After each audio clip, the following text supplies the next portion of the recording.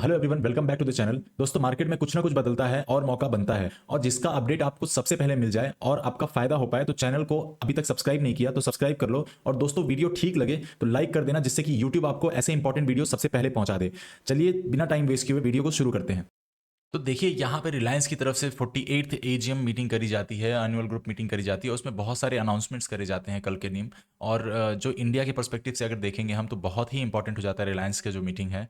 खासकर क्योंकि इंडिया के पर्सपेक्टिव से रिलायंस एक बहुत ही बड़ी कंपनी है, और खासकर अंबानी परिवार बहुत सारे ऐसे बिजनेसेस को हैंडल करता है जो एक इंडिया को सपोर्ट करके रखते हैं। यहाँ पे देखिए, हमारे पर्सपेक्टिव से अगर देखा जाए, जैसे कि हम ट्रेडर हैं और अगर आप बिजनेसमैन हैं, तो उस पर्सपेक्टिव से यहाँ पे क्या बदलाव हो सकते हैं और क्या क्या चीज़ें ऐसी हैं जो आपके लिए फ़ायदेमंद हो सकते हैं, उन सब पे एक एक करके डिटेल्स में मैं बताऊंगा।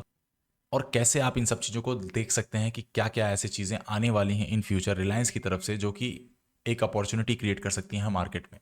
तो देखिए, यहाँ पे क्या है, अगर हम रिलायंस के बिजनेस की बात करें, एक ओवरव्यू की बात करें, तो जो बड़े बड़े बिजनेसेस हैं रिलायंस के, जैसे कि हमारा जियो डिजिटल सर्विस हो गया, ऑयल एंड गैस हो गया, फिर हमारा फाइनेंशियल सर्विसेज हो गया, फिर हमारा मीडिया एंड अदर्स हो गया, जिसमें book my show, colours, news 18, money control, ये सारे बिजनेस आपने देखे होंगे कहीं ना कहीं। और उसके बाद जो रिलायंस का यहाँ पर रिटेल सेक्टर है, जो कि हमारे Reliance fresh, Reliance digital, Reliance trends, Ajio, ये सारे रिलायंस के रिटेल सेक्टर में आते हैं। और बहुत सारे ऐसे रिक्रॉन करके ऑयल टू केमिकल कंपनीज हैं जो रिलायंस का हैंडल में आती हैं।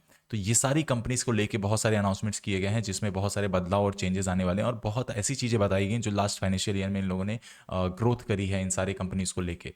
तो देखिए, यहाँ पे अगला जो अगर हम बात करेंगे, तो यहाँ पे जैसे ही रिलायंस का एजीएम मीटिंग स्टार्ट होता है, उसके बाद 2 बजे के करीब एक अनाउंसमेंट्स होती है, जहाँ पे रिलायंस का शेयर प्राइस अगर देखेंगे तो 2% के करीब सीधा गिर जाता है। तो उसका रीज़न क्या हो सकता है? इसका जो रीज़न है उस पर भी हम बात कर लेंगे कि क्या रीज़न हो सकता है इसके पीछे। क्योंकि अगर आप देखेंगे, यहाँ पे एक स्टेटमेंट मुझे मिला जो कि बता रहे हैं वो कि 4 साल, लास्ट 4 साल में जब भी ऐसा कुछ मीटिंग या फिर कोई रिलायंस की तरफ से अनाउंसमेंट्स हुए हैं, तो वहाँ पे शेयर प्राइस में गिरावट देखी गई है। वैसे दोस्तों, अगर आपको लाइव मार्केट में इंपॉर्टेंट ट्रेडिंग लेवल्स और पॉजिटिव नेगेटिव न्यूज़ का इंपैक्ट जानना है, क्योंकि मार्केट का हर छोटा बड़ा अपडेट वीडियो बनाने का वेट नहीं करता, तो आप टेलीग्राम चैनल में जुड़ जाइए, जिससे कि आप मार्केट में 24/7 अपडेटेड रह सकें और आपका फायदा हो सके। लिंक जो है आपको डिस्क्रिप्शन में मिल जाएगा। यहाँ पे देखेंगे कि जैसे इनका फर्स्ट जो बिजनेस है रिलायंस ऑयल एंड गैस का, तो उसमें जो इन लोगों ने बताया यहाँ पे O2C के इनके बिजनेस में जो बताया यहाँ पे, कि जो इन लोगों ने सब 75,000 करोड़ का, लगभग 8.8 बिलियन का across the new plants, storage, electrolytes and इतना स्पेशलिटी केमिकल्स पे सब में इन्होंने इन्वेस्ट किया है, जो कि बहुत ही अच्छा इन्वेस्टमेंट है और बहुत अच्छा रिटर्न दे रहा है। और खास करके जो इन्होंने बताया कि जो इन्होंने जामगर में 44 मिलियन स्क्वायर फीट का जो 100 आईफल टावर्स, इतना बड़ा फैसिलिटी बनाया है, वो बहुत ज़्यादा बढ़िया इन्वेस्टमेंट है इनका। अगर ये देखेंगे तो यहाँ पे 2035 तक इन लोगों ने बोला है कि जो कार्बन इमिशन है वो ज़ीरो कर दिया जाएगा, खास करके इनके जो ऑयल O2C बिजनेसेस हैं उसमें। तो ये एक बहुत ही बड़ा अनाउंसमेंट है। ये अगर पॉसिबल करेंगे तो बहुत ही अच्छा होगा इंडिया के पर्सपेक्टिव से और सारे बिजनेसेस के पर्सपेक्टिव से। अगली अनाउंसमेंट यहाँ पे देखेंगे तो जो बताई गई इनकी तरफ से, जियो जियो का आईपीओ बताया गया है इनकी तरफ से कि फर्स्ट ऑफ 2026, जो फर्स्ट हाफ होगा 2026 का, उसमें लॉन्च किया जाएगा। तो एक बहुत ही बड़ा अनाउंसमेंट है, क्योंकि जियो एक बहुत ही बड़ी कंपनी है। एक नॉर्मल यूज़र, हर एक इंडियन के यूज़र के हाथ में अगर आप देखेंगे, बहुत सारे ऐसे लोग हैं जिनके हाथ में जियो है। तो इनका जो यूज़र बेस है वो बहुत ही बड़ा है, और ख़ास करके बहुत ही लो ग्राउंड लेवल का यूज़र बेस है। मतलब हर एक कॉमन आदमी के हाथ में जियो आज तक पहुंच चुका है। और जैसे ही 2 बजे यहाँ पे जियो का अनाउंसमेंट आता है कि आईपीओ लॉन्च करेंगे, तो 2 बजे जो शेयर प्राइस है वो गिर जाता है 2% के करीब। उसका रीज़न यही हो सकता है कि बहुत सारे इन्वेस्टर्स को ऐसा लगा था कि जियो का जो आईपीओ आने वाला है वो अभी आने वाला है, खास करके अगले 6 महीने में। तो उससे उनका जो स्ट्रैटेजी थी वो सारी धत्त हो गई। तो जिसकी वजह से अभी अगले 6 महीने और वेट करना पड़ेगा। तो मार्केट बहुत अनसर्टेन होता है, इसलिए वहाँ से इन्वेस्टर्स का जो एक भरोसा था वो निकलता हुआ दिखा थोड़े बहुत। तो इसलिए वहाँ पे एक गिरावट आई थी। लेकिन ओवरऑल अगर जियो के आईपीओ की बात करें, तो बहुत ही बढ़िया ये कदम है जियो की तरफ से। एक बहुत ही बड़ा आईपीओ होने वाला है, और खास करके इंडिया लार्जेस्ट आईपीओ हो सकता है ये।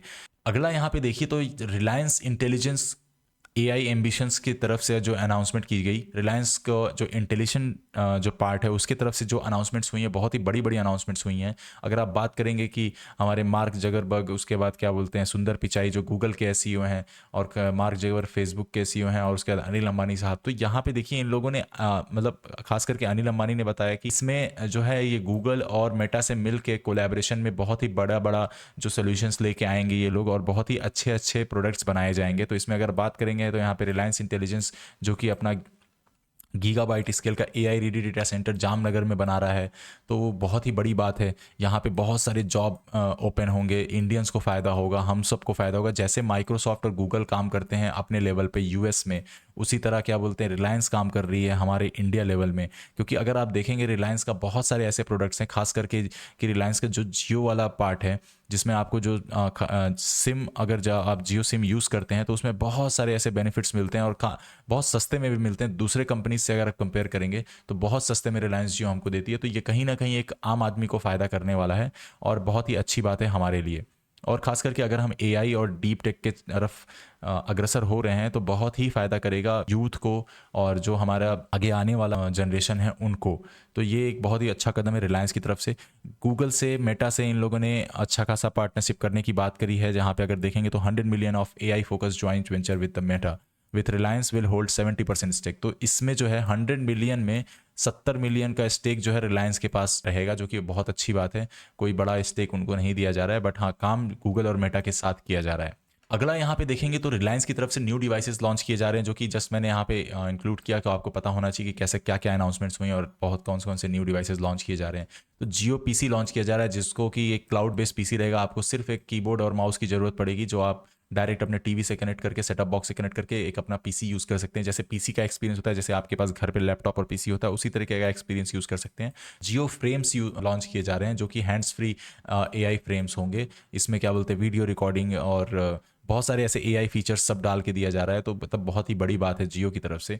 और खासकर यहाँ पे जियो एआई क्लाउड, जियो क्रिएटिव हब, तो जो हम लोग क्रिएटर्स हैं बहुत सारे ऐसा जो कंटेंट बनाते हैं, उनके लिए कुछ ऐसा क्रिएटिव कदम उठाया गया है। देखते हैं कैसा फ़ायदेमंद होने वाला है। और एक रिया करके AI voice search assistant launch किया जा रहा है, जो कि जैसे हमारा गूगल सीरी है, गूगल है, उस तरीके से यहाँ पे क्या बोलते हैं वॉइस असिस्टेंट लॉन्च किया जा रहा है।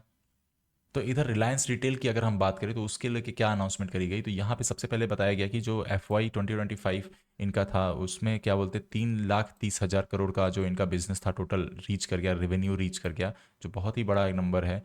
और रिलायंस डिजिटल ने अकेले 1.5 करोड़ के आसपास का रेवेन्यू रीच किया। रिलायंस कंज्यूमर प्रोडक्ट्स ने अकेले FMCG सेक्टर में 11,500 करोड़ का पहले ही साल में क्या बोलते हैं फास्ट ग्रोइंग रीच दिखाई। उसके बाद जो है नीचे की अगर देखेंगे तो एक डेटा जो 19,340 स्टोर्स हैं इनके ओवरऑल 7,000 प्लस टाउन्स में, और 1.4 बिलियन ट्रांजैक्शंस ये लोग एक साल में करते हैं, जो कि बहुत ही बड़ी बात है। तो ये रिलायंस कंपनी ऑलरेडी बहुत ही बड़ी है। अगर देखेंगे आप तो Reliance fresh, Reliance super, Reliance smart, Reliance digital, Reliance trends, Reliance footprint, तो आप कहीं ना कहीं आते जाते रिलायंस डिजिटल, तो इन सब में आते जाते आप भी शॉपिंग्स करते ही होगे। तो ये ग्राउंड लेवल की यूज़र बेस कंपनी है, तो बहुत ही बड़ी कंपनी और सर्विस बेस्ड कंपनी। अगला देखेंगे तो इनका जो परफॉर्मेंस था और टोटल सोशल इम्पैक्ट क्या था इनका लास्ट ईयर में, तो फाइनेंशियल स्ट्रेंथ अगर देखेंगे यहाँ पे तो 2025 में जो इनका फाइनेंशियल्स था वो 125 बिलियन डॉलर का रेवेन्यू अकेले ही रिलायंस कंपनी ने टोटल इनके जो सारी सब्सिडीज हैं वहाँ से बनाया। 1,83,000 करोड़ जो इनका एबिटा था, और 81,000 करोड़ नेट प्रॉफिट इनका निकल के आया। तो ये बहुत ही बड़े नंबर्स हैं अगर आप देखेंगे। और उसके बाद वर्क फोर्स की बात की जाए तो एक अनाउंसमेंट हुआ जहाँ पे कि इन्होंने बोला कि 6,80,000 ऑलरेडी इनकी वर्क फोर्स है, और उसको 1 मिलियन ये लोग पहुँचाएंगे जल्दी ही आने वाले कुछ सालों में। Thank you so much everyone. अगर वीडियो अच्छी लगी हो और नॉलेजेबल लगी हो तो लाइक करिए और सब्सक्राइब भी कर दीजिए चैनल को, जिससे कि आपको ऐसे वीडियोस जल्दी मिल जाएं। और कमेंट करके बताइए कि आपको क्या बोलते वीडियो कैसी लगी और आपका क्या व्यू है इस रिलायंस के अनाउंसमेंट्स पे।